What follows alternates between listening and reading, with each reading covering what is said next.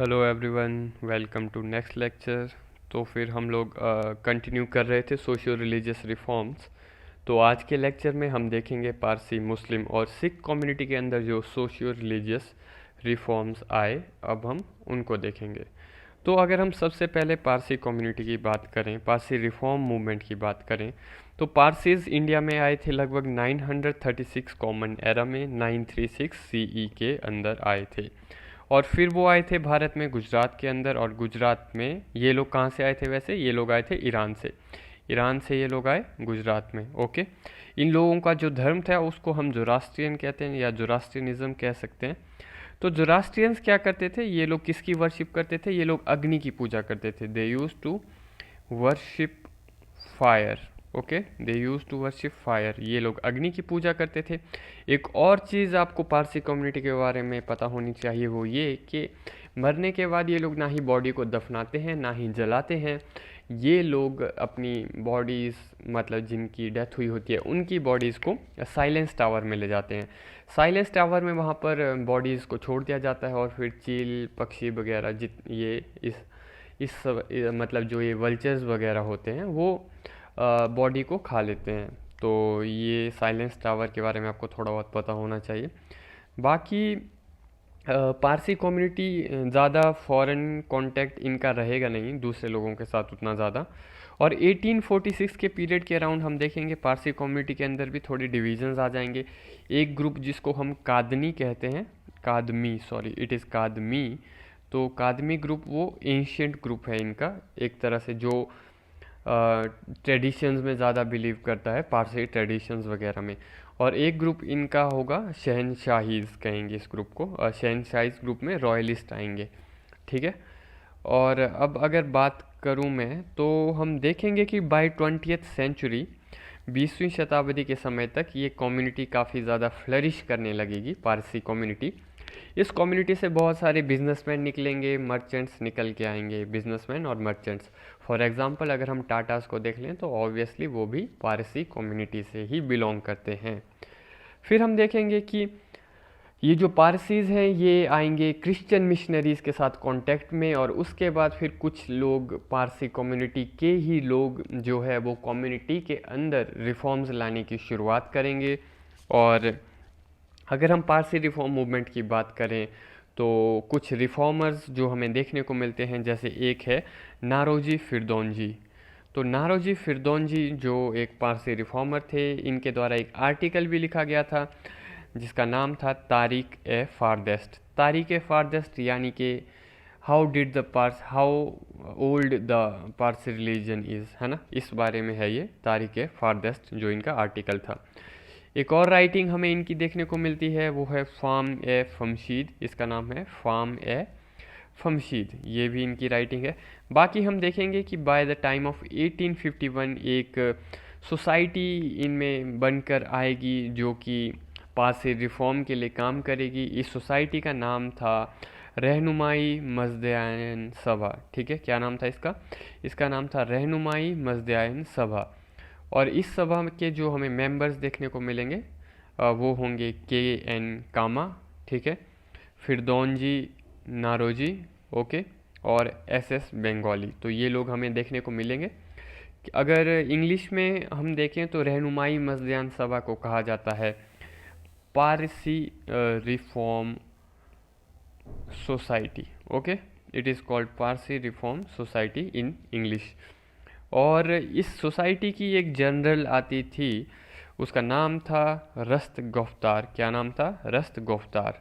English में इसको कहते हैं द ट्रुथ टेलर। बाकी कुछ समय बाद हम देखेंगे कि इस ऑर्गेनाइजेशन को दादा भाई नारोजी भी ज्वाइन करेंगे, वो भी इस ऑर्गेनाइजेशन में हमें देखने को मिलेंगे। अगर हम अब SS बंगाली की राइटिंग्स की बात करें तो उसमें से एक हमें देखने को मिलती है जगत मित्र। इनकी एक राइटिंग जिसको इंग्लिश में फ्रेंड ऑफ द वर्ल्ड भी कह सकते हैं जगत मित्र को। और एक है जगत प्रेमी यानी कि लवर ऑफ द वर्ल्ड, ये भी इनकी एक राइटिंग ही है। तो पारसी कम्युनिटी जिस चीज़ पर वर्क करना चाहती थी, जिन चीज़ों को रिमूव करना चाहती थी, जो इनकी सोसाइटी में एंटर हो चुकी थी एज इम्प्यूरिटीज़ हम कह सकते हैं, तो वो थी जैसे कि इन्फेंट मैरिज भी आ चुकी थी इनकी सोसाइटी के अंदर। और तो और कई लोग कुछ ज़्यादा ही एस्ट्रोलॉजी वगैरह पे मानने लगे थे, तो ये उस चीज़ को भी रिमूव करना चाहते थे।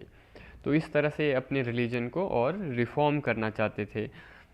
ये ऐसी चीज़ों को रिफॉर्म करना चाहते थे जिनका पारसी सोसाइटी की हिस्ट्री में कोई उतना अफेक्ट नहीं रहा है, जो बाहर से पारसी सोसाइटी में एंटर हुई हैं। तो over a period of time जो ये रहनुमाई मजदयान सभा थी, इसमें भी हम एक और स्प्लिट देखने को मिलेगा हमें, एक और ऑर्गेनाइजेशन निकल के आएगी इससे भी। उस ऑर्गेनाइजेशन का नाम था रहस्त्रनुमाई Mazdayasnan Sabha. Okay, let me write it. रहस्त्रनुमाई मजदयान मजदयान सभा, ठीक है, ये था इसका नाम। तो ओवर टाइम हम देखेंगे कि पारसी कम्युनिटी काफ़ी आगे बढ़ेगी अपने अंदर रिफॉर्म्स लाने की वजह से। समाज में कल्चरली भी ये आगे बढ़ेंगे, एजुकेशनली भी आगे बढ़ेंगे, पॉलिटिकली भी आगे बढ़ेंगे, और इनमें से एक इंटेलेक्चुअल क्लास उभर के आएगी। एक इंटेलेक्चुअल क्लास के रूप में ये लोग उभर के आएंगे, और over a period of time यही जो इंटेलेक्चुअल क्लास के लोग उभर के आएंगे, यहीं से हमें काफ़ी सारे ऐसे लोग देखने को मिलेंगे जो कि टॉर्च बियरर बनेंगे अर्ली नेशनलिज्म का। भारत के अंदर अर्ली नेशनलिज्म का ये लोग टॉर्च बियरर बनेंगे। तो हमें बहुत सारे पारसी लीडर्स देखने को मिलेंगे, जैसे कि for example early Parsi leaders जो हमें देखने को मिलेंगे, जैसे कि दादा भाई नारोजी हो गए, दिन शाह वाचा हो गए, फिरोज शाह मेहता हो गए, और तो और मैडम बीकाजी कामा भी हमें पारसी सोसाइटी से ही देखने को मिलेंगे।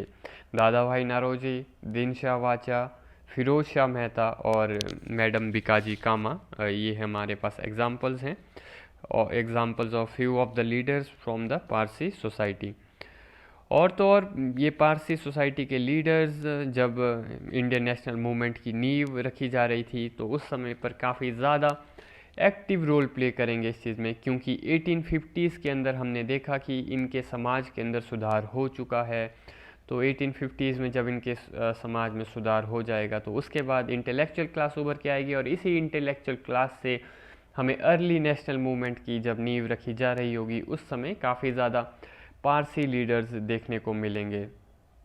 बाकी ये भी है कि अर्ली फेज़ में लगभग 1900s तक पारसी लीडर्स का काफ़ी दबदबा होगा इंडियन नेशनल मूवमेंट में, पर कुछ समय बाद हम देखेंगे कि ब्रिटिश जो है डिवाइड एंड रूल की पॉलिसी अपनाएंगे, और गवर्नमेंट ऑफ इंडिया एक्ट 1919 में जो है ब्रिटिशर्स पारसीज के लिए सेपरेट इलेक्टोरेट ला देंगे। पारसी कम्युनिटी के लिए सेपरेट इलेक्टोरेट, यानी कि आपका नेता भी अलग होगा, आपके वोटर्स भी अलग होंगे, यानी एक तरह से डिवाइड एंड रूल किया जाएगा यहाँ पर अंग्रेज़ों के द्वारा। और इसके बाद फिर पारसी कम्युनिटी के लोग ब्रिटिश एडमिनिस्ट्रेटिव फ्रेमवर्क के पार्ट बन जाएंगे काफ़ी हद तक।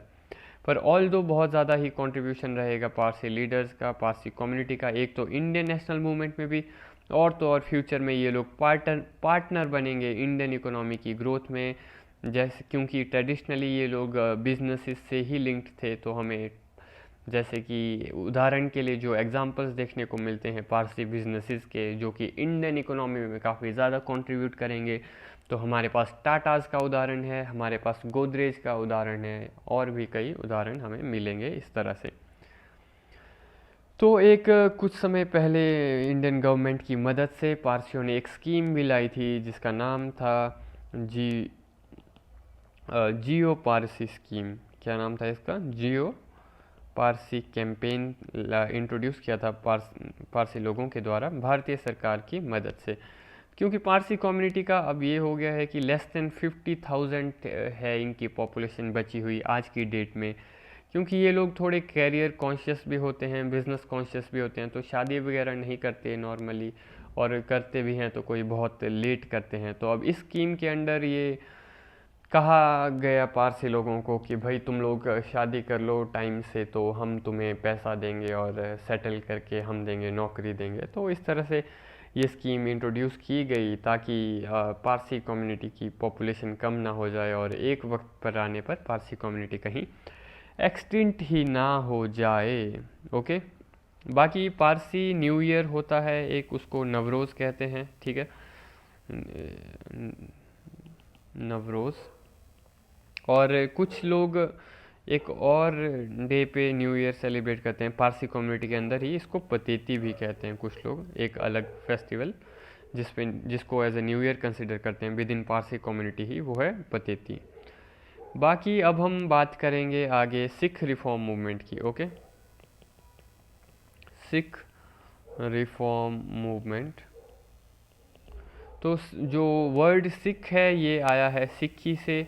सिक्खी यानी कि टीचिंग्स, गुरु की टीचिंग्स, सिख गुरुओं द्वारा जो टीचिंग दी गई उन टीचिंग्स को फॉलो करना ही सिखिज़म है, एक तरह से हम ये कह सकते हैं। तो सिख वर्ड आया है सिक्खी से। सिक्खी यानी कि शिक्षाएं। किसकी शिक्षाएं? गुरुओं की शिक्षाओं की बात हम यहाँ कर रहे हैं, सिख गुरुओं की शिक्षाओं की।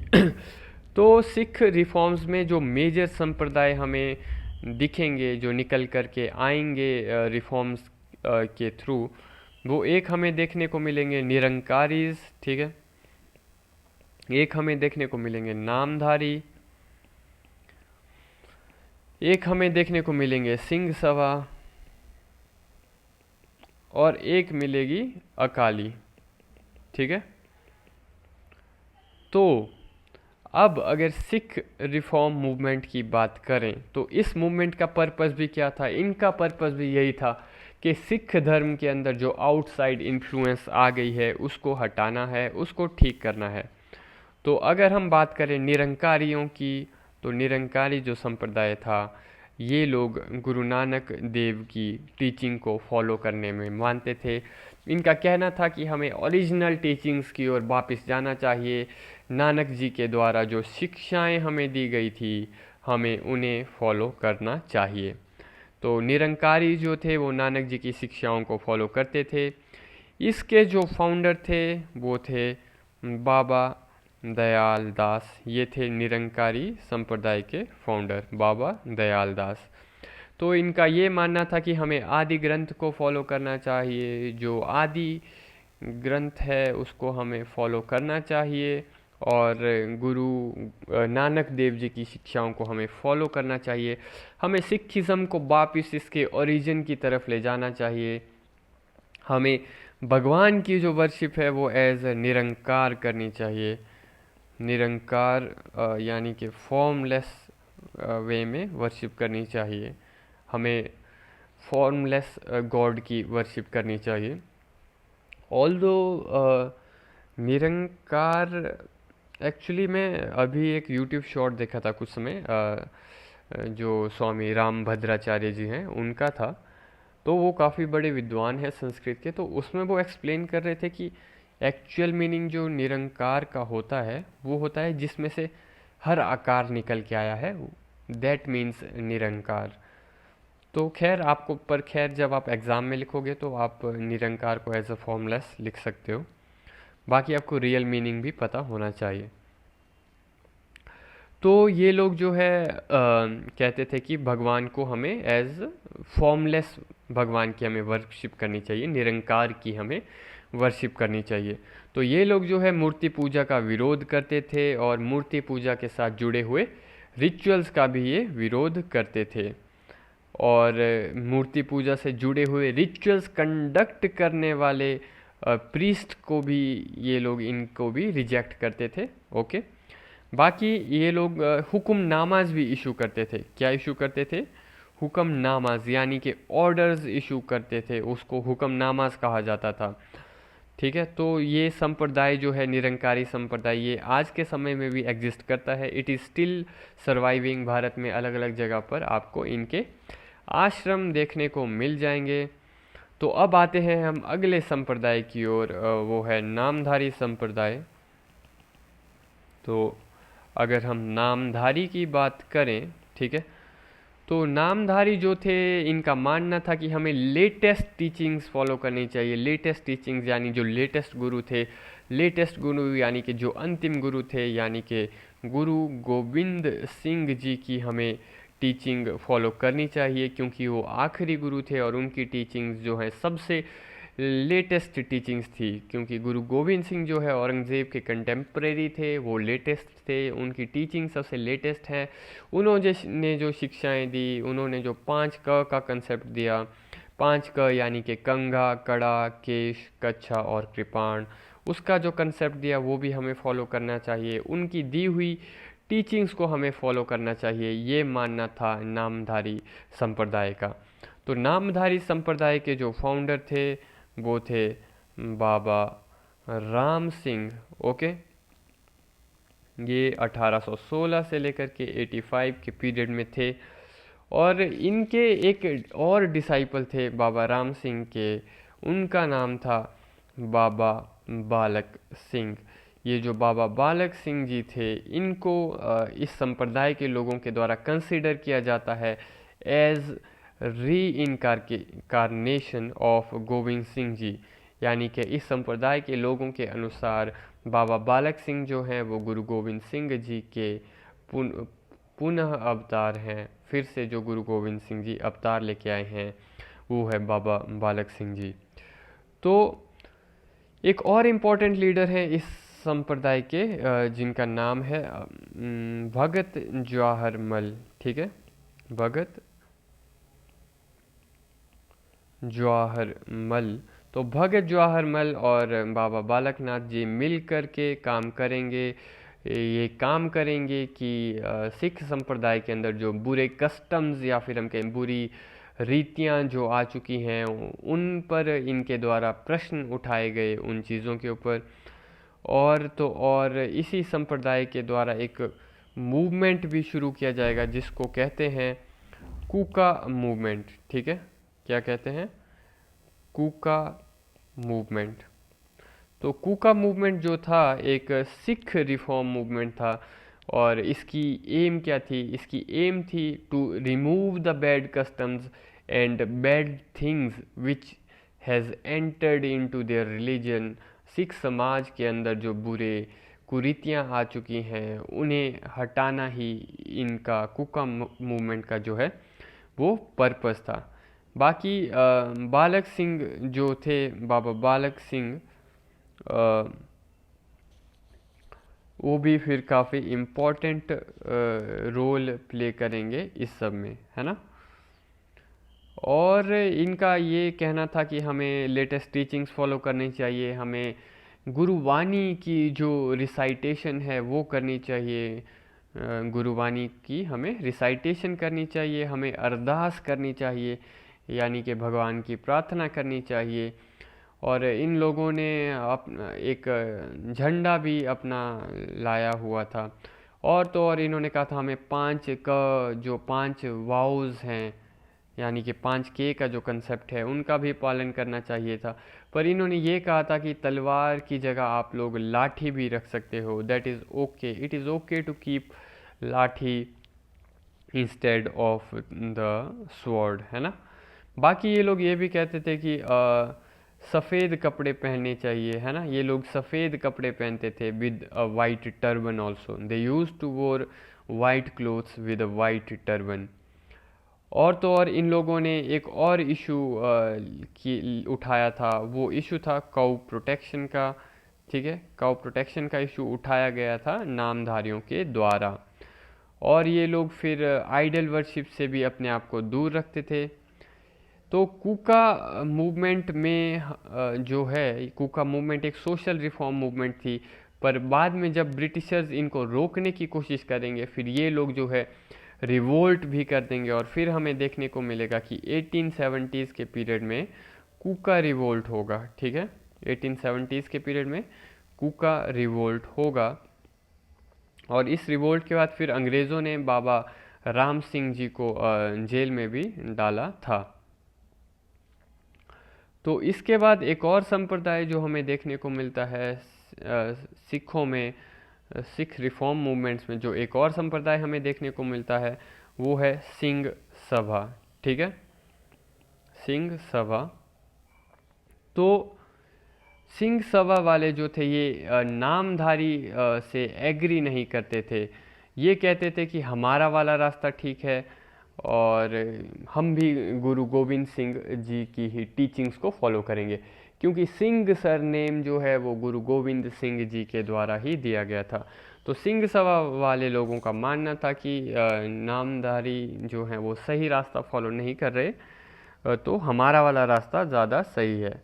बाकी सिंह सभा के लोग मिशनरी के अगेंस्ट भी थे, और तो और साथ ही साथ पंजाब में इस समय पर जो कायदान नाम का इलाका था, वहाँ पर मुस्लिमों के अंदर एक और संप्रदाय उभर कर आया था।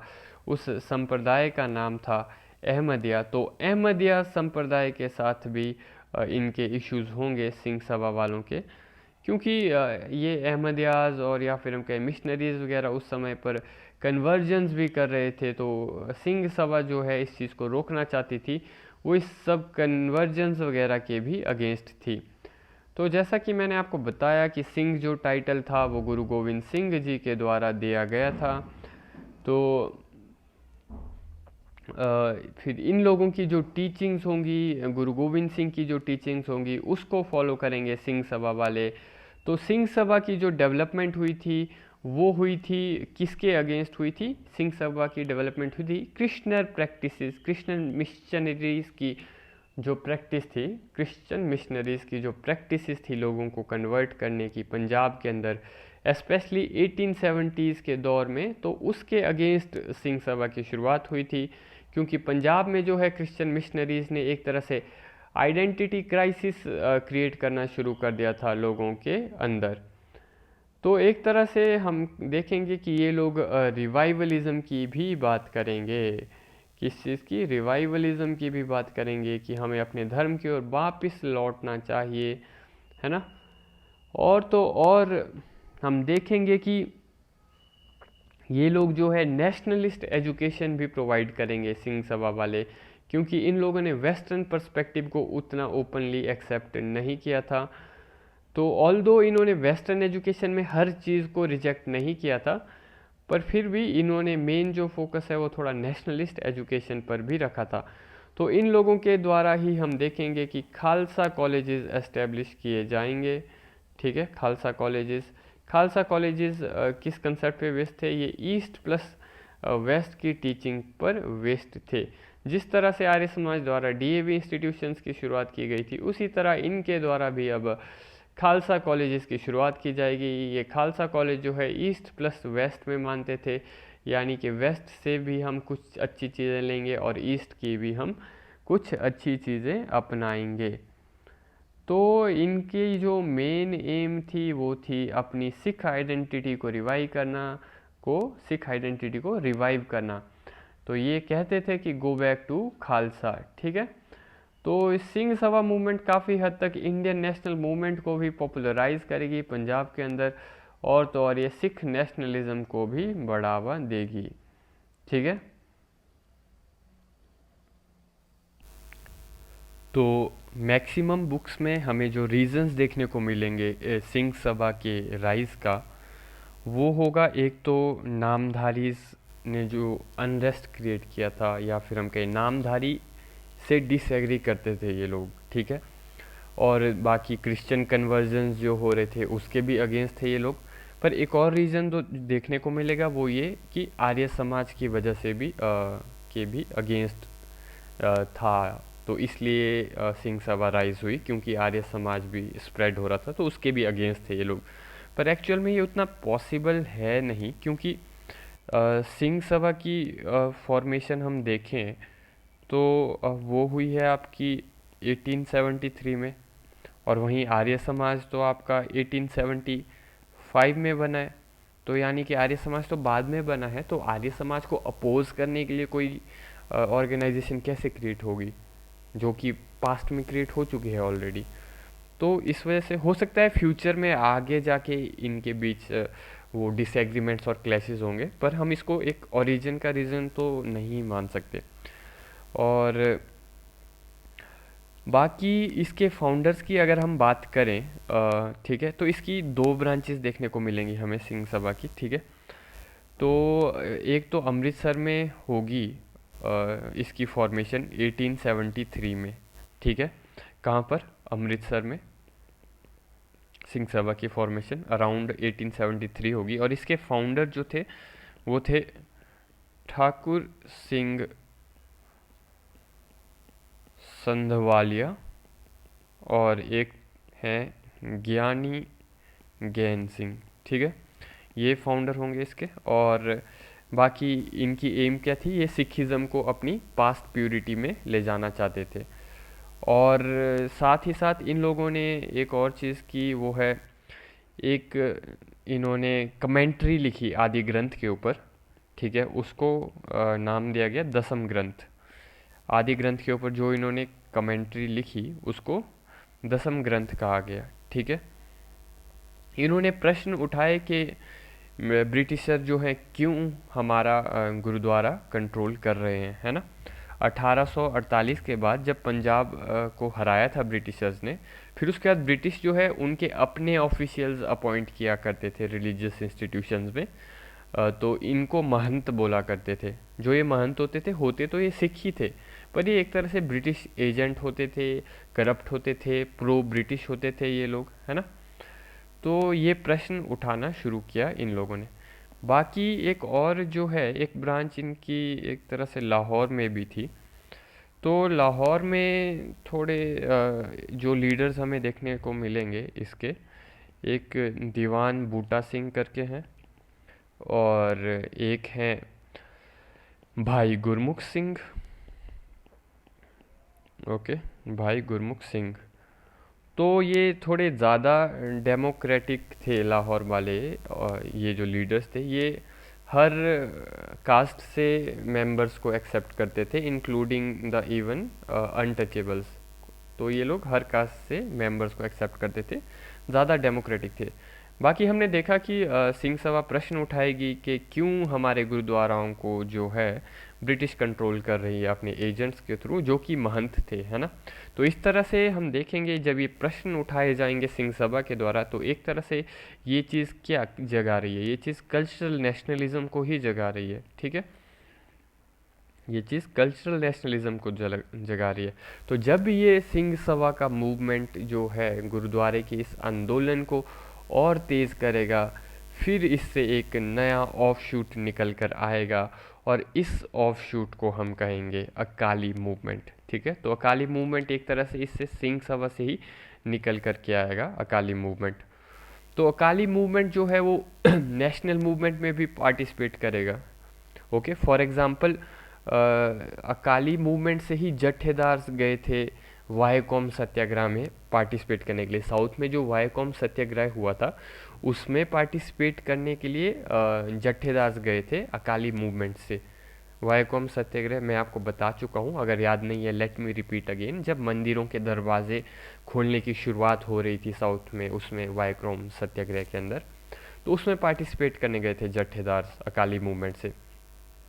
बाकी अकाली मूवमेंट की हम एम्स की बात करें तो क्या था इनकी एम थी कि जो सिख गुरुद्वाराज हैं उसकी जो मैनेजमेंट है वहाँ से करप्ट और सेल्फिश महंत्स को हटाया जाए, है ना। सिख गुरुद्वारा की मैनेजमेंट सिखों के हाथों में आए, है ना, और इन करप्ट महंत को वहाँ से हटा दिया जाए। तो इसके वन ऑफ द लीडर्स जो हमें देखने मिलेंगे अकाली मूवमेंट में, वो है एक तो मास्टर सुंदर सिंह लयलपुरी। ठीक है, बाकी अकाली मूवमेंट के साथ साथ कुछ इंसिडेंट्स जो हो रहे थे वो ये हो रहे थे। एक तो 1919 में जब आपका जलियांवाला बाग हुआ था कांड, उसके बाद जो है गोल्डन टेम्पल में अमृतसर में वहाँ के जो सरोपा थे, सॉरी वहाँ के जो मतलब महंत थे गोल्डन टेम्पल के, उन्होंने जनरल डायर को जो है सरोपा दिया। सरोपा एक तरह से रोब ऑफ ऑनर कह सकते हैं आप इसको। एक तरह से ऑनर किया इन्होंने जनरल डायर को और कहा कि जनरल डायर जो है वो एक सिख है। तो जबकि जनरल डायर ने इतना बड़ा कांड करवाया आपका जलियांवाला बाग में, और उसके बाद गोल्डन टेम्पल के महंत एक तरह से ऑनर कर रहे हैं जनरल डायर को, तो इस चीज़ से बहुत नाराज़ थे सिख, है ना। फिर बाकी हमें देखने को मिलेगी 1921 के समय पर नानकाना साहिब ट्रेजिडी हुई। नानकाना साहिब ट्रेजिडी, तो इसमें क्या हुआ कि 1921 में आंदोलन हो रहा था गुरु इस नानकाना साहिब गुरुद्वारे को कंट्रोल करने के लिए, ठीक है। तो एक आंदोलन था ये गुरुद्वारा साहिब को कंट्रोल करने के लिए, नानकाना साहिब को। तो इसमें लगभग 260 सिख्स मारे गए, है ना। बल्कि कई तो छोटे छोटे बच्चे भी थे इसमें, 8 साल के। तो ये मारे गए थे। महंतों ने ऑर्डर दिया था अपने मर्सिनरीज को कि इनको मारो, ठीक है, जो लोग आंदोलन कर रहे थे। तो इसमें लगभग 260 सिख मारे गए। इससे भी लोग नाराज़ थे, अकाली नाराज़ थे। फिर एक तोशखाना की घटना हुई थी, एक हुई थी तोशखाना की घटना।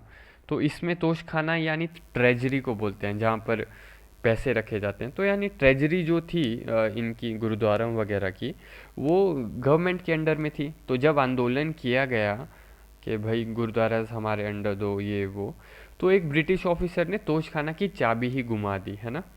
ये लगभग 1920 के अराउंड हुआ था, नॉन कॉपरेशन मूवमेंट के समय पर। तो ब्रिटिश ऑफिसर ने चाबी ही गुमा दी तोशखाना की। तो इससे भी लोग नाराज थे। और एक गुरु का बाग मोर्चा भी हुआ था। क्या मोर्चा? गुरु का बाग मोर्चा। तो इसमें क्या था कि गुरुद्वारे के कैंपस काफ़ी बड़े होते थे, है ना। तो पेड़ वगैरह भी लगे होंगे वहाँ से। तो वहाँ से ये अकाली क्या करते थे, लकड़ी लाया करते थे लंगर खिलाने के लिए लोगों को, है ना, खाना बनाने के लिए, लंगर खिलाने के लिए लकड़ी लाया करते थे। और तो अकाली कार्यकर्ताओं को जो है अंग्रेज़ों ने जेल में डाल दिया लकड़ी चोरी के इल्ज़ाम में। तो क्या भाई अब मतलब कि लंगर भी ना खिलाएं लोगों को, है ना। तो इन सब इंसिडेंट्स से जो ये सब हो रहे थे, गुरु का बाग मोर्चा हो गया, तोशखाना इंसिडेंट हो गया, नानकाना साहिब ट्रेजिडी हो गई, है ना। बाकी जलियांवाला बाग के बाद जो आपका जनरल डायर को ऑनर किया गया। तो इन सब इंसिडेंट्स से जो है अकाली नाराज़ थे काफ़ी, और इन सब इंसिडेंट्स ने उनको गुस्सा दिलाया, है ना। तो काफ़ी गुस्से में थे अकाली। तो फिर सरकार को भी समझ आ गया था कि अब हमें गुरुद्वारा का कंट्रोल इन्हें ही दे देना चाहिए, वरना बहुत बड़ी समस्या हो जाएगी। तो फिर जो है सिख गुरुद्वारा एक्ट पास किया जाएगा ब्रिटिशर्स के द्वारा 1925 में, ठीक है। सिख गुरुद्वारास एक्ट पास किया जाएगा ब्रिटिशर्स के द्वारा, कब? 1925 में। और फिर बनेगी आपकी शिरोमणि गुरुद्वारा प्रबंधक कमेटी, प्रबंधक कमेटी। ये कमेटी जो है आज की डेट में भी गुरुद्वाराओं को कंट्रोल करती है। इसको शॉर्ट में SCPC भी बोलते हैं। आज की डेट में भी भारत में गुरुद्वाराओं को ये कंट्रोल करती है। बाकी इससे पहले SGPC बनने से पहले एक गदर मूवमेंट भी हुई थी। तो गदर मूवमेंट को भी इन्होंने महंतों ने ही फेल करवाया था, क्योंकि गदर मूवमेंट लगभग 1913 में शुरुआत हुई थी उसकी, अमेरिका में। तो गदर मूवमेंट में इनका प्लान था कि हम रिवॉल्ट करेंगे इंडिया के अंदर 1915 में। पर महंत जो थे उन्होंने ये इन्फॉर्मेशन लीक कर दी पुलिस के पास, ठीक है। तो इस तरह से हम देखेंगे कि किस तरह से वो ब्रिटिशर्स के अकॉर्डिंग ही चलते थे मंथ्स वगैरह। तो अब पर श्रीमणि गुरुद्वारा प्रबंधक कमेटी बनने के बाद गुरुद्वारा इनके कंट्रोल में आ जाएंगे। ओके। अब हम अगर मुस्लिम रिलीजन की बात करें, उसमें जो रिफॉर्म मूवमेंट्स हुई, तो अब हम उनकी बात करेंगे। तो मुस्लिम्स के अंदर जो मेन हमें देखने को मिलते हैं, एक हमें अलीगढ़ मूवमेंट देखने को मिलेगी, ठीक है। एक हमें देखने को मिलेगी देवबंद, एक हमें देखने को मिलेंगी अहमदिया, एक हमें देखने को मिलेंगे बरेलवी, और एक हमें देखने को मिलेंगे वहाबी, ठीक है। तो अलीगढ़ जो है, अलीगढ़ में हमें revivalist trend plus reformist trend दोनों देखने को मिलेंगे, थोड़ा रिवाइवलिस्ट और थोड़ा रिफॉर्मिस्ट। और अहमदिया भी थोड़े रिवाइवलिस्ट और थोड़े रिफॉर्मिस्ट ही हैं। अगर देवबंद की बात करें, देवबंद और वहाबी, देवबंद और वहाबी हमें देखने को मिलेंगे, ये रिवाइवलिज्म बेस्ड हैं दोनों, रिवाइवलिज्म बेस्ड। बाकी अगर बरेलवी की बात करें, तो बरेलवी को हम पढ़ते नहीं हैं उतना ज़्यादा एग्ज़ाम पर्सपेक्टिव से, ठीक है। तो फिलहाल हम इसको नहीं पढ़ेंगे। तो let us come and discuss now Aligarh movement first of all. ठीक है, अलीगढ़ मूवमेंट। तो अलीगढ़ मूवमेंट जो है ये प्रमोट करेगी आपका modern education plus Islamic teaching, ये दोनों को प्रमोट करेगी। ये कहेगी दोनों साथ साथ चलने चाहिए। ठीक है, तो ये स्टार्ट किया गया था अलीगढ़ मूवमेंट सर सैयद अहमद खान के द्वारा। सर सैयद अहमद खान के द्वारा स्टार्ट किया गया था अलीगढ़ मूवमेंट। तो अंग्रेज़ों को जिसको सर पर चढ़ाना होता था वो उसको सर का टाइटल दे दिया करते थे, है ना। सर का टाइटल लेने के बाद जब सर का टाइटल दे देते थे तो वो आदमी चने के झाड़ पर चढ़ जाता था। खैर अंग्रेज़ों ने रविंद्रनाथ टैगोर को भी दिया था सर का टाइटल, पर उन्होंने वापस कर दिया था कि नहीं चाहिए तुम्हारा टाइटल। तो मेडिवल, खैर हम बात कर रहे हैं सर सैयद अहमद खान की। इन्होंने स्टार्ट किया अलीगढ़ मूवमेंट। बाकी इनकी एक जर्नल भी आती थी सर सैयद अहमद खान की, तो उसका नाम था तहज़ीब उल अखलक। ठीक है, तहज़ीब उल अखलक। और इसमें ये बात करते थे धर्म के बारे में कि रिलीजन के अंदर हमें रैशनैलिटी लानी चाहिए। ठीक है, हमें फिर से कुरान को री इंटरप्रेट करने की ज़रूरत है। ये इनका कहना था कि कुरान को री इंटरप्रेट करने की ज़रूरत है। तो एक तरह से रैशनल अप्रोच को प्रमोट करते थे ये रिलीजन के प्रति कि हमें रिलीजन को रैशनली देखना चाहिए और हमें बिल्कुल ही अंधे तरीके से रिलीजियस लॉज को फॉलो नहीं करना चाहिए। तो इन्होंने कुरान की री इंटरप्रिटेशन भी की थी, पर इनकी द्वारा की गई री इंटरप्रिटेशन को ज़्यादा स्वीकारा नहीं गया। बल्कि फ्यूचर में हम देखेंगे कि देवबंदी जो हैं वो इनके अगेंस्ट फतवा भी निकालेंगे। देवबंदी और अलीगढ़ मूवमेंट दोनों की दोनों हमें यूपी के अंदर ही देखने को मिलेगी।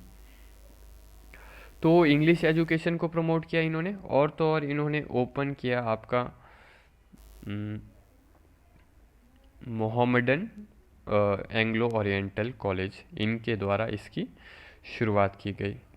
तो और ये ओपन किया गया था 1875 में ही। ठीक है, तो 1875 में ओपन किया गया है।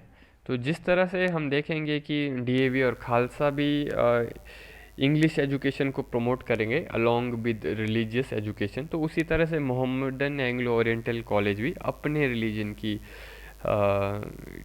टीचिंग के साथ साथ इंग्लिश एजुकेशन को भी प्रमोट करेगा। तो यहीं से, इसी कॉलेज से, मोहम्मडन एंग्लो ओरिएंटल कॉलेज से ही अलीगढ़ मुस्लिम यूनिवर्सिटी की नींव रखी जाएगी।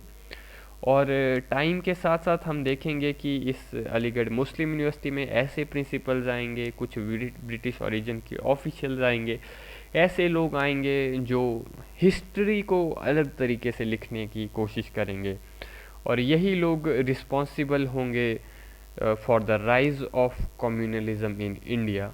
ठीक है, तो अलीगढ़ मूवमेंट ही आगे जाकर के पाकिस्तान की नींव रखेगा। तो पाकिस्तान की नींव जो है लाहौर और कराची के मुस्लिमों ने नहीं रखी थी, बल्कि अलीगढ़ मूवमेंट के लोगों ने रखी थी लाहौर की नींव। ठीक है, तो बाकी इन्होंने इनकी एक और राइटिंग है जिसका नाम है असबाब ए बगावत। असबाब ए बगावत ए हिंद। ठीक है, ये इन्होंने लिखी थी 1857 के रिवोल्ट के बारे में, और इसमें इन्होंने ब्रिटिशर्स को भी ब्लेम किया था, ब्रिटिशर्स को भी रिस्पॉन्सिबल ठहराया था कि क्यों एडमिनिस्ट्रेशन और पॉलिटिक्स में मुस्लिम की पार्टिसिपेशन कम है। तो इस चीज़ के लिए इन्होंने ब्रिटिशर्स को भी रिस्पॉन्सिबल ठहराया था। बाय 1880s हम देखेंगे कि ये थोड़ा रेडिकल हो जाएंगे और ये कहेंगे कि हिंदुओं की वजह से जो है मुस्लिमों को अलग रखा गया है और मुस्लिम जो है पिछड़े रह गए हैं। ऑल्दो रियलिटी में मुस्लिमों को तो अंग्रेज़ों के द्वारा ही पिछड़ा हुआ रखा गया था, और साथ ही साथ एक और कारण ये भी था कि मुस्लिम संप्रदाय में उतने ज़्यादा रिफॉर्मिस्ट लीडर हमें देखने को नहीं मिलेंगे, एक दो से ज़्यादा, है ना। तो इस वजह से भी मुस्लिम थोड़े पिछड़े हुए रह गए थे, पर ये इस चीज़ के लिए हिंदुओं को ब्लेम करेंगे। तो इस बेसिस पर ये जो है रिएक्शनरी बन जाएंगे, और साथ ही साथ ब्रिटिश इनको कहेंगे कि देखो हिंदू लोग जो हैं वो तुम्हारी जॉब लेके जा रहे हैं। तो over a period of time हम देखेंगे कि अटेम्प्ट्स किए जाएंगे अंग्रेज़ों के द्वारा एक वेज क्रिएट करने के लिए, ठीक है, हिंदूज और मुस्लिम के बीच। ऑल्सो फिर अलीगढ़ मूवमेंट भी होगी, बाकी हम डिटेल में बाद में पढ़ेंगे अलीगढ़ मूवमेंट के बारे में। एक और बॉडी क्रिएट की गई थी इनके द्वारा, सर सैयद अहमद खान के द्वारा। उस बॉडी का नाम था UIPA, ठीक है, UIPA। इसका फुल फॉर्म है United Indian patriotic association, United Indian patriotic association. ये बॉडी इन्होंने बनाई थी स्पेसिफिकली कांग्रेस को अपोज करने के लिए, ठीक है। ये कांग्रेस को अपोज करते थे। तो अब देखेंगे हम देवबंदी मूवमेंट के बारे में, ठीक है। Late us move forward now. अब देवबंद के बारे में देखते हैं, देवबंद मूवमेंट। तो देवबंदी मूवमेंट जो है ये ओरिजिन होगी सहारनपुर में, ठीक है, सहारनपुर। तो यूपी में ही आता है आपका ये, आई थिंक यूपी में आता है या उत्तराखंड की बाउंड्री पे, कुछ ऐसा ही पड़ता है, शायद यूपी में है।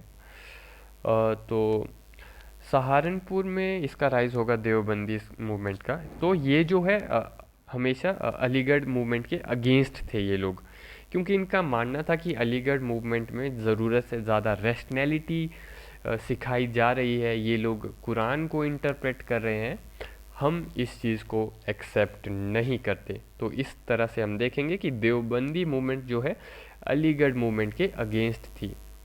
तो साथ ही साथ देवबंदी का ये भी मानना था कि हमें ब्रिटिशर्स से लड़ना चाहिए, हमें ब्रिटिशर्स के अगेंस्ट हम जिहाद करेंगे।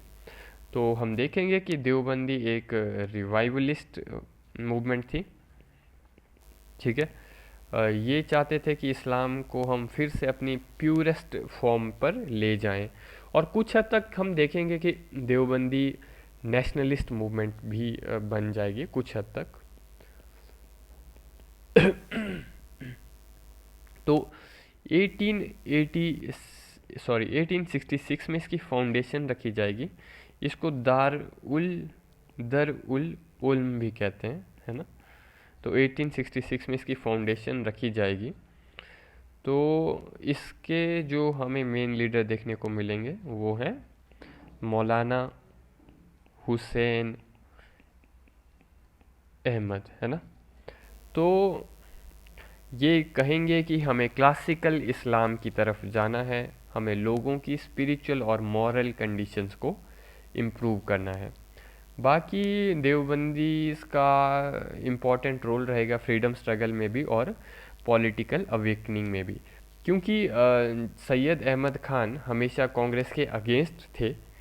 तो देवबंदी इसलिए हमेशा कांग्रेस को सपोर्ट करेंगे, क्योंकि जैसा कि हम देखते ही हैं कि दुश्मन का दुश्मन दोस्त हो गया ना, तो वैसे ही सैयद अहमद खान कांग्रेस के अगेंस्ट थे, और इनको क्योंकि सर सैयद अहमद खान पसंद नहीं थे, तो इसलिए ये हमेशा कांग्रेस का सपोर्ट करेंगे, ठीक है। तो देवबंदी मूवमेंट से ही हमें एक लीडर दिखने को मिलेंगे, वो हैं मौलाना अबुल कलाम आज़ाद, ठीक है। ये देवबंदी मूवमेंट से ही लिंक रखते थे। तो इनका जन्म मक्का में हुआ था, और पढ़ाई इन्होंने कायरो में की थी। कायरो इजिप्ट में है। Cairo is one of the oldest centre of Islamic learning, तो वहाँ से पढ़े थे ये, ठीक है।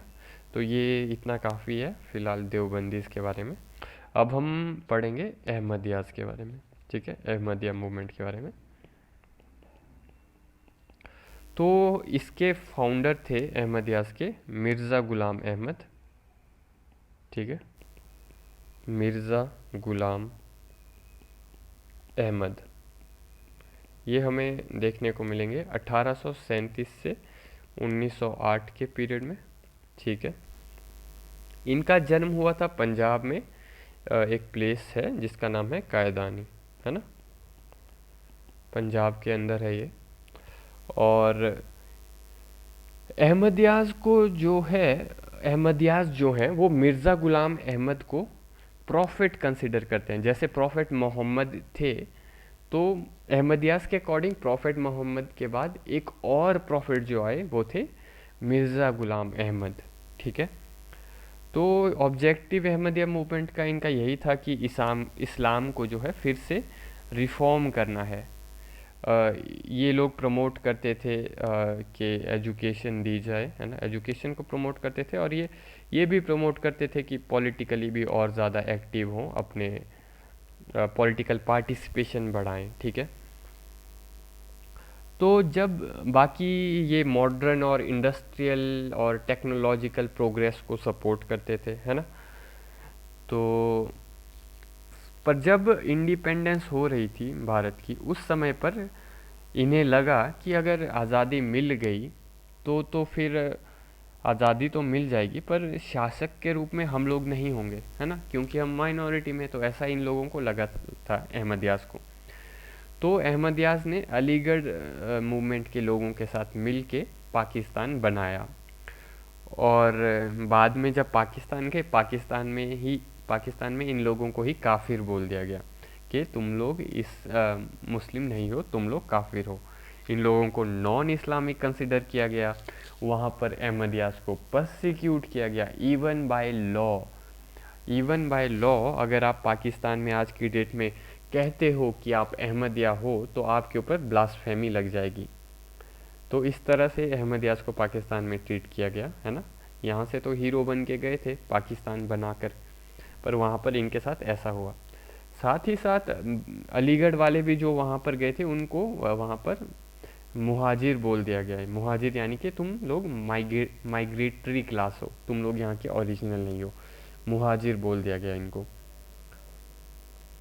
तो आजकल की डेट में बल्कि एक स्कैम भी होता है यूएसए और कनाडा में, जो ये कई पाकिस्तान वगैरह से जाते हैं वहाँ पर वीज़ा लेने के लिए। वहाँ पर चाहे वो शिया और सुन्नी लोग होते हैं, पर वो बोलेंगे ऐसा कि हम अहमदिया हैं, हमारा रिलीजियस परसिक्यूशन हो रहा है, हमें सिटीजनशिप दे दो। तो ऐसा झूठ बोलते हैं। ऐसा स्कैम भी पकड़ा गया था इनका पीछे जैसे। तो आज की डेट में अहमदियाज को तो पाकिस्तान में मुस्लिम कंसिडर नहीं किया जाता। ओके, तो now let us move to Wahabi movement. Wahabi movement Wahabi movement जो है, ये एक रिलीजियस और मिलिट्री और पॉलिटिकल मूवमेंट था।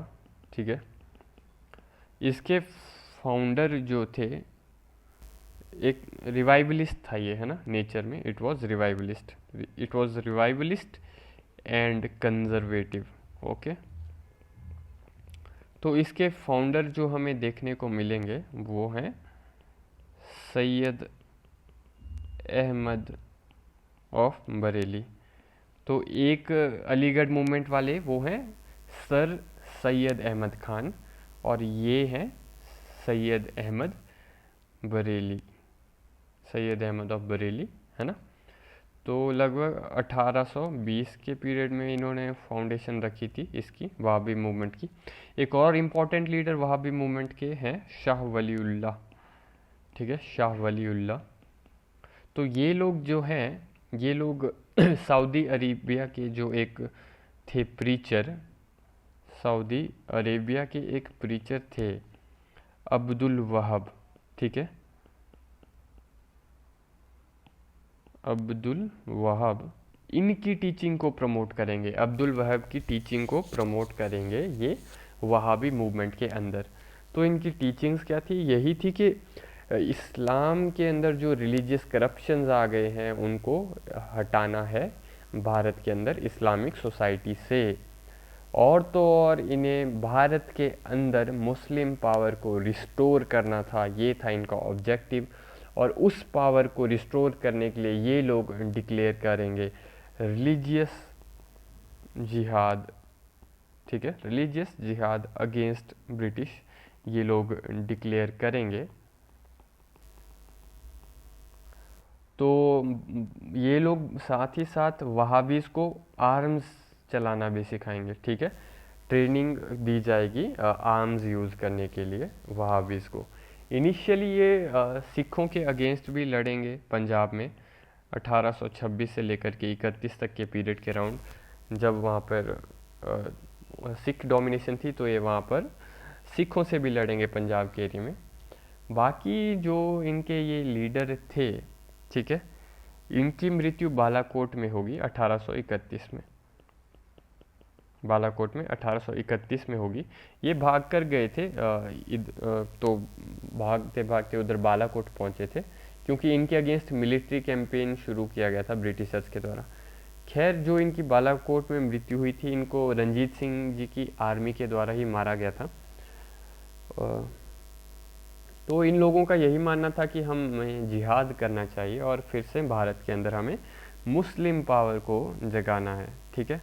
बाकी इनके जो फाउंडर थे, वो इनके जो सपोर्टर थे, मतलब के फॉलोअर, वो इनके फाउंडर को कहते थे आमिर आमिर अल मुमीन, ठीक है।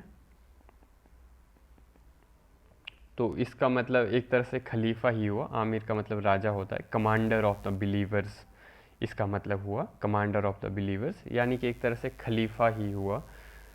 तो और बाकी जो फॉलोअर्स थे वो अपने आप को शहीद कहते थे, मार्टियर, है ना।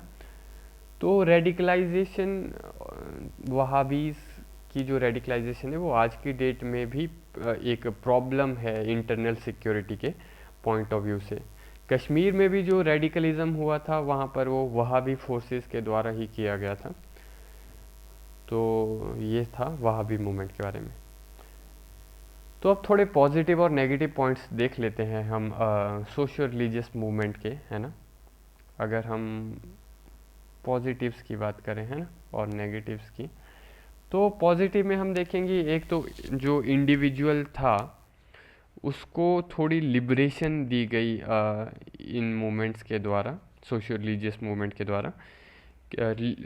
लिबर्टी या लिबरेशन किस चीज़ से दी गई? जो डर होता था, फियर साइकोसिस के, आपको सोसाइटी के इस चीज़ के अकॉर्डिंग चलना ही है ना, तो वैसी उन चीज़ों से लिबरेशन मिली थोड़ी। बाकी सेल्फ रिस्पेक्ट बढ़ी लोगों की, कि अच्छा हमारे धर्म में इतनी अच्छी अच्छी बातें हैं, हमारी हिस्ट्री में इतनी अच्छी बातें हैं, ये तो हमें पता ही नहीं थी। अब जब पता चलेंगी तो ऑब्वियसली सेल्फ रिस्पेक्ट भी बढ़ेगा। बाकी कुछ कुछ ऑर्गेनाइजेशन की वजह से सेकुलर आउटलुक भी बढ़ा, है ना, सेकुलर आउटलुक भी बढ़ा। जैसे फॉर एग्जांपल रामकृष्ण मिशन कहेगा कि अगर आप क्रिश्चियन हो तो अच्छे क्रिश्चियन बनो, अगर आप मुस्लिम हो तो अच्छे मुस्लिम बनो, यानी तो ये ऐसी शिक्षाएं दी जाएगी रामकृष्ण मिशन के द्वारा। बाकी मॉडर्नाइजेशन भी हमें कई केसेस में देखने को मिलेंगी, क्योंकि जो कई इंटेलेक्चुअल्स आए उन्होंने ये प्रमोट किया कि आप लोग एजुकेशन लो, है ना, और अपने आप को मॉडर्नाइज करो। तो ये एस्पेक्ट भी देखने को मिलेगा। और तो और it ended India's cultural intellectual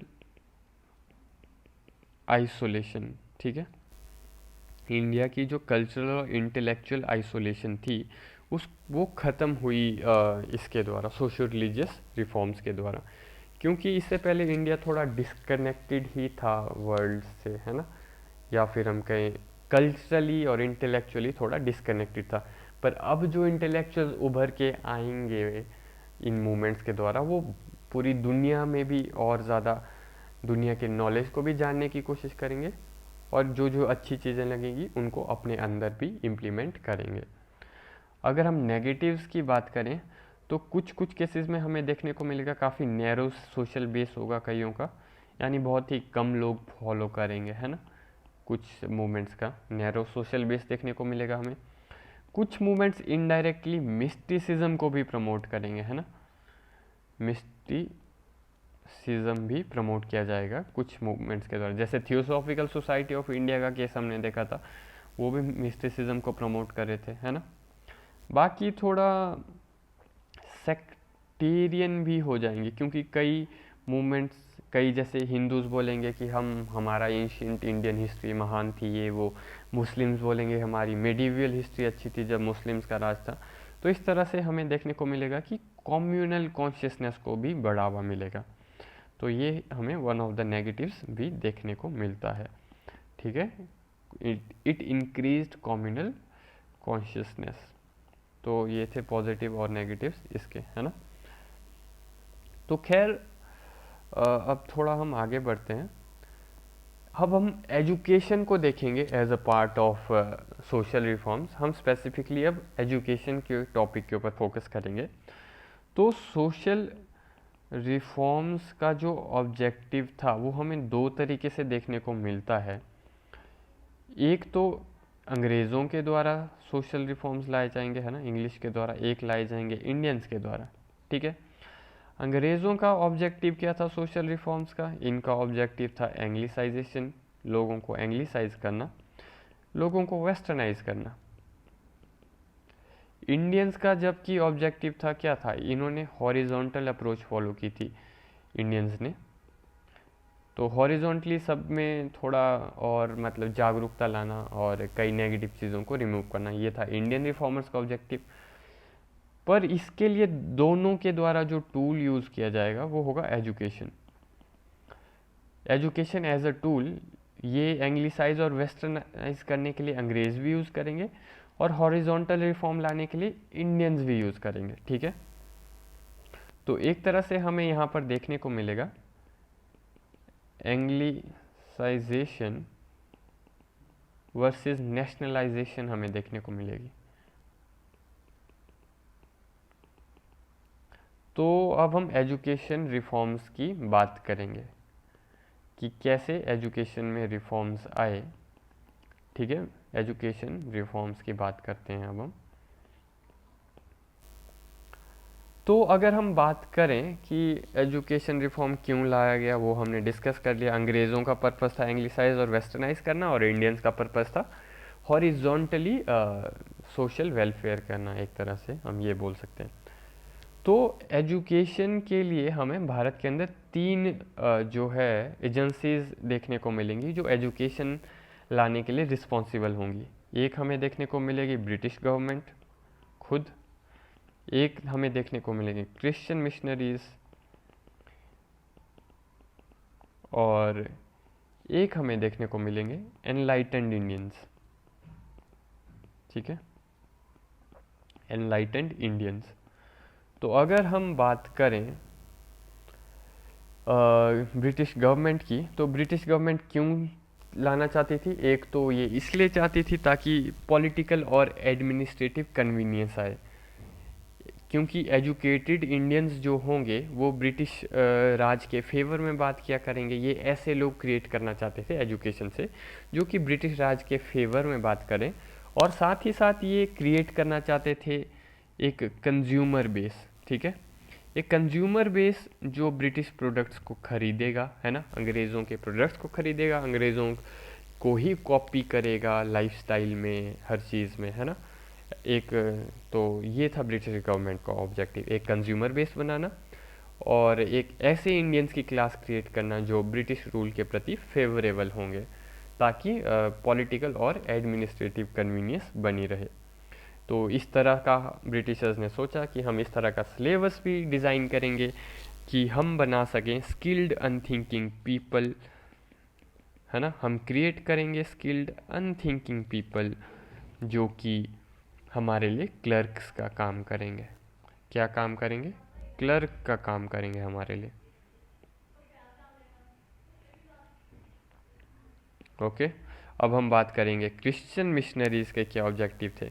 इनके ऑब्जेक्टिव भी ऑलमोस्ट सिमिलर थे। एक तो ये कि इनके अकॉर्डिंग मॉडर्न एजुकेशन से रैशनैलिटी और साइंटिफिक टेम्परामेंट आ जाएगा कुछ हद तक भारतीयों के अंदर, और फिर वो लोग जो हैं क्रिश्चियनिटी को अडॉप्ट करेंगे, है ना। तो ये इनकी एम थी, अडॉप्शन ऑफ क्रिश्चियनिटी। इस तरह की एजुकेशन देना चाहते थे ताकि लोग फिर धीरे धीरे क्रिश्चियनिटी को अडॉप्ट करें, और एक तरह से ये लोग एजुकेशन को एक वेपन की तरह इस्तेमाल करना चाहते थे कन्वर्जन के लिए। तो यानी मेन गेम क्या था इनका, इनकी मेन गेम थी कन्वर्जन करवाना। और अगर हम एनलाइटेंड इंडियंस की बात करें, ठीक है,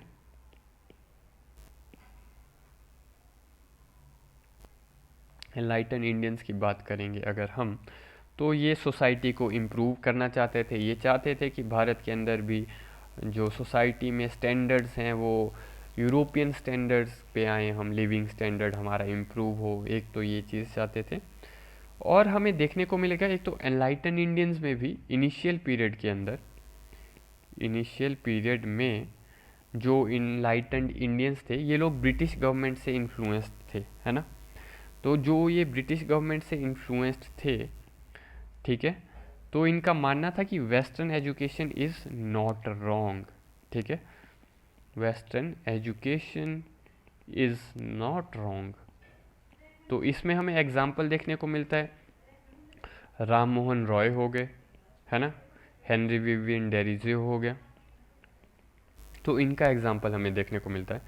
पर लेटर पीरियड में जो आएंगे एनलाइटेंड इंडियंस, लेटर पीरियड में इनमें से ज़्यादातर सपोर्ट करेंगे नेशनलिस्ट एजुकेशन को, नेशनलिस्ट एजुकेशन को इंस्टेड ऑफ वेस्टर्न एजुकेशन। ये लोग सपोर्ट करेंगे नेशनलिस्ट एजुकेशन को। तो ये लोग भी चाहते थे कि नेशनलिस्ट एजुकेशन दे हम, पॉलिटिकल पॉलिटिकल अपलिफ्टमेंट करें हम देश की, ठीक है, लोगों की। तो ये चाहते थे ये लोग। तो हमें अलग अलग फेजेस देखने को मिलेंगे एजुकेशन की डेवलपमेंट में, ठीक है। फेज़ 1 होगा आपका लगभग 1750 से लेकर के 1800 तक। फिर फेज़ 2 होगा आपका मेनली 1813 से 1850 तक। फेज़ 3 आपका होगा 1850 से 1900 तक। फेज़ 4 होगा आपका 1900 से 1947 तक। और फेज़ 5 होगा यहाँ पर 1947 ऑनवर्ड्स। तो हम फोकस मेनली इन शुरू के 4 फेजेस पर करेंगे, ठीक है। तो फेज़ 1 जो कि है हमारा लगभग 1750 से लेकर के 1800 तक के पीरियड का, तो ये हमें देखने को मिलेगा ये ओरिएंटलिस्ट फेज़ था, ठीक है, ओरिएंटलिस्ट फेज़ था। इस फेज़ में ये डिसाइड करेंगे अंग्रेज़ कि क्या हमें मॉडर्न एजुकेशन देनी चाहिए इंडियंस को या नहीं देनी चाहिए। तो ये डिसाइड करेंगे कि फ़िलहाल तो हमें नहीं देनी चाहिए। तो ये कहेंगे कि ओरिएंटलिस्ट एजुकेशन ही हो फ़िलहाल इस समय पर। इस समय पर ये साथ में बोलेंगे कि हमें कोई सोशल चेंजेस नहीं लाने हैं, नो सोशल चेंज, ठीक है, बल्कि खुद अंग्रेज़ जो हैं वो इंडियन रिलीजन को स्टडी करेंगे। They will try to study Indian religion, और इंडियन रिलीजन के बारे में और जानने की कोशिश करेंगे। इस समय पर कुछ इंस्टीट्यूशन भी बनेंगे, जैसे कि हम देख चुके हैं, है ना। 1764 में बनेगा Indian medical services, Indian medical services बनेंगे 1764 में। और हम देख चुके हैं 1783 में कलकत्ता मदरसा बनाया जाएगा, है ना, कलकत्ता मदरसा बनाया जाएगा वॉरेन हेस्टिंग के द्वारा। ये भी हम देख चुके हैं ऑलरेडी।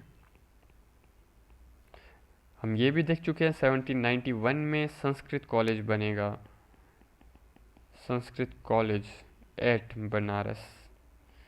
किसके द्वारा बनाया जाएगा, ये बनाया जाएगा जोनाथन डंकन के द्वारा, ठीक है, जोनाथन डंकन।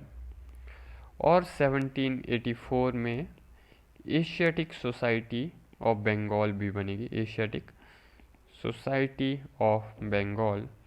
ये बनाई जाएगी विलियम जोन्स के द्वारा, विलियम जोन्स। 1798 में हम ये भी देखेंगे कि फोर्ट विलियम कॉलेज एस्टेब्लिश किया जाएगा, किसके द्वारा, लॉर्ड वेलेस्ली के द्वारा। और तो और 1813 में हम देखेंगे कि 2 संस्कृत कॉलेजेस एस्टेब्लिश किए जाएंगे, ठीक है, 2 Sanskrit colleges will be establish. एक किया जाएगा आगरा में और एक किया जाएगा कलकत्ता में। और किसके द्वारा किए जाएंगे, ये किए जाएंगे लॉर्ड हेस्टिंग के द्वारा। बाकी अगर हम फ़ेज़ 2 की बात करें, फ़ेज़ 2 ऑनवर्ड्स, फ़ेज़ 2 होगा आपका 1800s ऑनवर्ड्स, है ना। फ़ेज़ 2 एजुकेशन का फ़ेज़ 2, तो एंग्लिसिस्ट अप्रोच देखने को मिलेगी हमें इस समय पर, एंग्लिसिस्ट अप्रोच। तो मेनली 1813 के चार्टर एक्ट के बाद देखने को मिलता है हमें, 1813 के चार्टर एक्ट के बाद। क्योंकि अब क्या था कि अब अंग्रेज़ों को मार्केट चाहिए था अपने प्रोडक्ट्स के लिए, और ब्रिटेन की इंडस्ट्रीज़ के लिए उनको रॉ मटेरियल भी चाहिए था, और साथ ही साथ उन्हें अब एक प्रॉपर एडमिनिस्ट्रेटिव सिस्टम भी क्रिएट करना था जिसके थ्रू उन्हें मार्केट को का एक्सेस मिले और रॉ मटेरियल भी आसानी से मिले। तो इसलिए उन्हें लगा कि अब लोगों को एंग्लिसाइज करने की ज़रूरत है ताकि आसानी से ये चीज़ें मिल सके। तो हम देखेंगे कि चार्टर एक्ट ऑफ 1813 के अंदर ₹1,00,000 दिए जाएंगे भारत के अंदर एजुकेशन के लिए। तो हाँ, हालांकि 1,00,000 रुपये काफ़ी कम थे उस समय हम देखें, क्योंकि जहाँ पर हम देख रहे हैं एक और टीपू से ही ये 3-3 करोड़ रंगदारी ले रहे हैं, वहाँ पर ये एजुकेशन के लिए सिर्फ 1,00,000 रुपये दे रहे हैं, तो दिए तो इन्होंने कम थे। पर खैर, इस 1,00,000 रुपये को कैसे खर्च किया जाएगा, इसके लिए हम देखेंगे कि एक कमेटी बिठाई जाएगी। लॉर्ड हेस्टिंग जाते जाते इस कमेटी को बिठाएगा। इसका लगभग 1823-24 में ये कमेटी बनेगी। इसका नाम था कमिटी ऑन पब्लिक इंस्ट्रक्शन, ठीक है, कमिटी ऑन पब्लिक इंस्ट्रक्शन, तो ये बनाई जाएगी। तो इस कमेटी के अंदर जो है वो एक कंट्रोवर्सी हो जाएगी, एक डिवीज़न हो जाएगा। तो एक जो ग्रुप है वो बोलेगा कि हमें भारतीयों को इंग्लिश एजुकेशन देनी चाहिए, वो ग्रुप होगा एंग्लिसिस्ट का। और एक जो ग्रुप है वो बोलेगा भारतीयों को उन्हीं की भाषा में एजुकेशन दी जानी चाहिए, वो ग्रुप होगा ओरिएंटलिस्ट का, ठीक है। तो ओरिएंटलिस्ट वर्सेस एंग्लिसिस्ट हमें देखने को मिलेगा, और इस कंट्रोवर्सी की वजह से भारत के एजुकेशन सिस्टम में आगे आने वाले पीरियड में बहुत रेडिकल चेंजेस आएंगे। तो बाकी हम अब आगे के लेक्चर में डिस्कस करेंगे। आज के लिए इतना ही। Thank you very much.